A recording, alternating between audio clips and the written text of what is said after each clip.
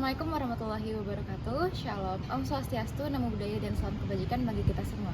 Perkenalkan, nama saya Kalisa Fatimah Zaira dengan NIM 1100012114063 dari kelompok 6 Hukum Perusahaan kelas B. Perkenalkan, nama saya Bagus Andika Setiawan dengan NIM 110001112112018 dari kelompok 6 Hukum Perusahaan kelas B. Perkenalkan, nama saya Farhan Cesta Adabi Wahyudin, NIM 1100011140614 dari kelompok 6 Hukum Perusahaan kelas B. Perkenalkan, nama saya Dava Putra Priambodo dengan NIM 110001112140613 dari kelompok 6 kelas perusahaan B. Izinkan saya memperkenalkan diri. Nama saya Alfarzidi Diartanto, mahasiswa aktif Fakultas Hukum Universitas Diponegoro tahun 2021 dari Hukum Perusahaan kelas B, kelompok 6 dengan NIM 1100012114047. Pada kesempatan kali ini, kami dari kelompok 6 akan menjelaskan materi mengenai organ-organ perseroan terbatas. Bentuk penyelenggaraan RUPS. Yang pertama yaitu cara konvensional. RUPS dapat diadakan di tempat kedudukan perseroan atau di tempat perseroan melakukan kegiatan usahanya yang utama sebagaimana ditentukan dalam anggaran dasar. Bagi perseroan terbuka, RUPS dapat dilakukan di tempat kedudukan bursa di mana saham perseroan dicatatkan. Kedua tempat RUPS di atas harus terletak di wilayah negara Republik Indonesia. Selanjutnya, cara modern. Penyelenggaraan RUPS bisa dilakukan dengan memanfaatkan sarana teknologi canggih, baik melalui media telekonferensi, video konferensi, atau sarana media elektronik yang lainnya, yang memungkinkan semua peserta RUPS saling melihat dan mendengar secara langsung serta berpartisipasi dalam rapat. RUPS dapat dilangsungkan jika dalam RUPS dihadiri lebih dari 1/2 bagian dari jumlah seluruh saham dengan hak suara yang hadir, kecuali dalam anggaran dasar menentukan jumlah quorum yang lebih besar. Dalam hal quorum tidak tercapai, maka diadakan pemanggilan RUPS kedua, dan dalam hal quorum RUPS kedua tidak tercapai, maka perusahaan dapat memohon kepada Ketua Pengadilan Negeri yang daerah hukumnya meliputi tempat kedudukan perseroan. Permohonan tersebut diajukan untuk meminta penetapan izin kepada pemohon untuk melakukan pemanggilan RUPS tersebut. Penetapan pemberian izin penyelenggaraan RUPS dari Ketua Pengadilan Negeri berdasar pada pasal 80 ayat 6 tahun 2007 adalah bersifat final dan mempunyai kekuatan hukum mengikat. Namun, jika penetapan Ketua Pengadilan Negeri itu menolak permohonan penyelenggaraan RUPS oleh pemegang saham, berdasar pada pasal 80 ayat 7, dapat dilakukan upaya hukum berupa kasasi. Selanjutnya itu jenis RUPS, yaitu RUPS pertama. Keputusan RUPS pertama sah apabila RUPS dihadiri oleh pemegang saham yang mewakili semua saham dengan hak suara dan keputusan disetujui dengan suara bulat. Selanjutnya RUPS tahunan. RUPS tahunan wajib diadakan dalam jangka waktu paling lambat 6 bulan setelah tahun buku berakhir. Dalam RUPS tahunan harus diajukan semua dokumen dari laporan tahunan perseroan. Yang terakhir RUPS luar biasa atau lainnya. Kewenangan menyelenggarakan RUPS tahunan, demikian juga RUPS lainnya, ada di tangan direksi dengan didahului tindakan pemanggilan kepada seluruh pemegang saham. Ketentuan dan wewenang RUPS. Dalam ketentuan yang tertuang di dalam pasal 63 ayat 2 UU PT menyatakan bahwa rapat umum pemegang saham memegang kekuasaan tertinggi dalam perseroan dan memegang segala wewenang yang tidak diserahkan kepada organ lainnya, kepada organ direksi dan komisaris baik dari undang-undang maupun ADART. Dalam RUPS ini, pemegang saham berhak memperoleh keterangan yang berkaitan dengan perseroan dari direksi dan atau dewan komisaris sepanjang yang berhubungan dengan mata acara, rapat, dan tidak bertentangan dengan kepentingan perseroan. Menurut Abdul Qadir Muhammad, wewenang eksklusif RUPS yang ditetapkan dalam UU PT tidak dapat ditiadakan selama tidak ada perubahan undang-undang. Sedangkan wewenang eksklusif dalam anggaran dasar semata-mata berdasarkan kehendak RUPS yang disahkan dan disetujui Menteri Hukum dan HAM yang dapat diubah melalui pengubahan anggaran dasar sepanjang tidak melanggar ketentuan undang-undang. Berikutnya mengenai wewenang eksklusif RUPS. Ada beberapa wewenang eksklusif RUPS yang ditetapkan oleh UU PT. Antara lain yang pertama adalah penetapan perubahan anggaran dasar, lalu kedua penetapan perubahan moda, ketiga pemeriksaan persetujuan dan pengesahan laporan tahunan, keempat penetapan penggunaan laba, kelima pengangkatan dan pemberhentian direksi dan dewan komisaris, keenam penetapan mengenai penggabungan, peleburan dan pengambil alihan perusahaan, yang ketujuh penetapan pembubaran perseroan. Tanggung jawab RUPS. Tanggung jawab pemegang saham pada hakikatnya terbatas, yaitu hanya pada jumlah suara yang dimilikinya. Tanggung jawab terbatas inilah yang menjadi karakteristik utama dari PT sebagai bentuk badan usaha yang berbadan hukum. Tujuan daripada adanya pembatasan terhadap tanggung jawab di dalam PT adalah untuk melindungi para sekutu dari kerugian yang lebih besar di luar apa yang telah pemegang saham investasikan. Lalu pemegang saham mampu mengalihkan resiko kegagalan bisnis yang potensial pada kreditor perseroan dan untuk mendorong investasi serta memfasilitasi akumulasi modal dan perseorangan. Baik, untuk yang selanjutnya di sini ada direksi. Jadi, direksi merupakan organ perseroan yang diberikan kewenangan bertindak atas nama perseroan dan merupakan satu-satunya organ yang melaksanakan fungsi pengurusan perseroan serta bertanggung jawab untuk kepentingan dan tujuan dari perseroan. Lalu, menurut pasal 1 butir 5 UU PT, direksi merupakan organ perseroan yang berwenang dan bertanggung jawab penuh atas pengurusan perseroan untuk kepentingan perseroan sesuai dengan maksud dan tujuan perseroan serta mewakili perseroan baik di dalam maupun di luar pengadilan sesuai dengan ketentuan anggaran dasar. Yang selanjutnya ada tugas dan peran dari direksi. Yang pertama, direksi itu wajib melakukan evaluasi terhadap kinerja komite setiap akhir tahun buku.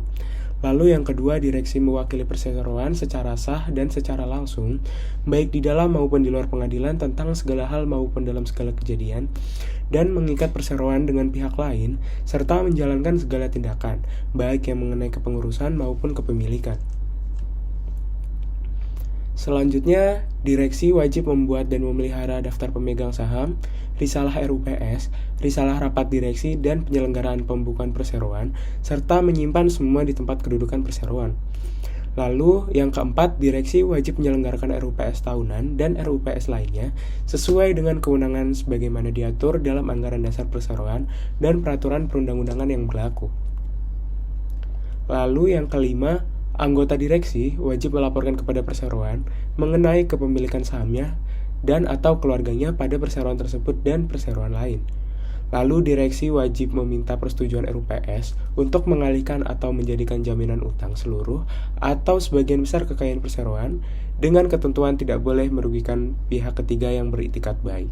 Selanjutnya, saya akan menjelaskan terkait tanggung jawab direksi. Menurut pasal 97 ayat 3 UPT nomor 40 tahun 2007, anggota direksi bertanggung jawab atas kerugian perseroan yang ditimbulkan akibat kesalahan atau kelalaiannya dalam menjalankan tugas pengurusan. Kemudian, terkait dengan tanggung jawab direksi ini di dalam UPT nomor 40 tahun 2007 mengedepankan prinsip siapa yang bersalah maka dialah yang bertanggung jawab. Kemudian, terkait tanggung jawab keperdataan di dalam pasal 104 ayat 2 UPT dijelaskan bahwa apabila terjadi kepelitan perseroan dan harta pelit tidak mampu untuk menutupi kewajiban perseroan, maka anggota direksi secara tanggung renteng bertanggung jawab atas seluruh kewajiban yang tidak terlunasi dari harta pelit tersebut. Selain itu, terdapat pula tanggung jawab secara pidana bagi anggota direksi dan dewan komisaris yang diatur di dalam pasal 59, pasal 398, dan pasal 399 KUHP. Selanjutnya yaitu terkait hak dan kewajiban direksi. Yang pertama yaitu duty of care. Di dalam duty of care ini, direksi tidak semata-mata hanya mengambil keputusan untuk kepentingan perseroan dari maksud dan tujuan perseroan, tetapi juga direksi berkewajiban untuk melakukan pengawasan terhadap keberjalanan perseroan dengan baik. Selanjutnya yaitu duty of loyalty. Di sini direksi sebagai organ yang melakukan pengurusan perseroan harus lebih mementingkan kepentingan perseroan dan kepentingan para pemegang saham secara keseluruhan. Yang ketiga yaitu duty to act bona fide in interest of the company. Di dalam duty to act bona fide ini, direksi diwajibkan untuk selalu beritikat baik. Kewajiban direksi yang diutamakan adalah sikap kejujuran dan fair dibandingkan dengan level of skill yang dimilikinya. Yang terakhir yaitu duty to exercise power for proper purpose. Di dalam hal ini, kebebasan direksi untuk menjalankan tugas terkait dengan bagaimana pengambilan keputusan untuk menjalankan kewenangan yang dimilikinya adalah terbatas oleh tujuan dan kepentingan perseroan. Di sini saya akan menjelaskan tentang komisaris. Komisaris di sini mengandung pengertian baik sebagai organ maupun sebagai orang perseorangan. Sebagai organ, komisaris lazim juga disebut sebagai dewan komisaris, sedangkan sebagai orang perseorangan disebut sebagai anggota komisaris.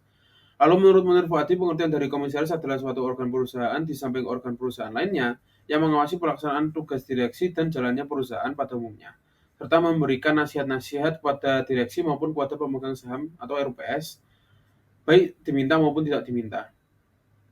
Untuk tugas komisaris terdapat pada pasal 1 angka 6 junto pasal 18 UU PT nomor 40 tahun 2007. Tugas Dewan Komisaris dibagi menjadi dua hal, yaitu fungsi pengawasan dan fungsi pemberian nasihat. Untuk tugas komisaris yang pertama yaitu bagian pengawasan terdapat 3 poin. Poin pertama yaitu pengawasan audit keuangan. Pengawasan audit keuangan menempati posisi sentral dalam setiap perusahaan, dikarenakan audit cash flow dan kesehatan keuangan harus dimonitor dengan baik. Lalu ada audit organisasi. Pengawasan ini dilakukan terhadap struktur organisasi, hubungan lini dari pimpinan, bentuk dan besarnya struktur suatu organisasi. Harus selalu disesuaikan dengan kebutuhan dari perseroan.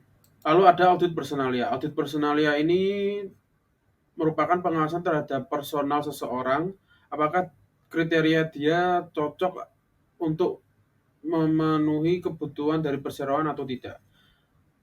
Untuk memudahkan audit personalia ini dapat dilakukan seleksi seperti fiduciary duties, duties of loyalty, duties of skill, duties of care, dan duties to act lawfully yang dapat membantu komisaris mengaudit personalia.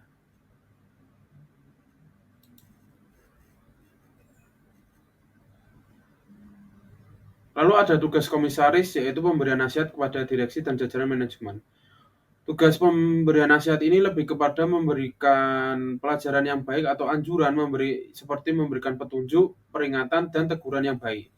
Jika dilihat dari aspek hukum, fungsi pengawasan memiliki kekuatan yang mengikat, sedangkan fungsi pemberi nasihat tidak memiliki kekuatan hukum sama sekali. Jadi jika diikuti itu sangat baik, jika tidak ya tidak apa-apa. Lalu di dalamnya ada contohnya pemberian nasihat dalam pembuatan agenda program, lalu ada pemberian nasihat dalam agenda pelaksanaan program.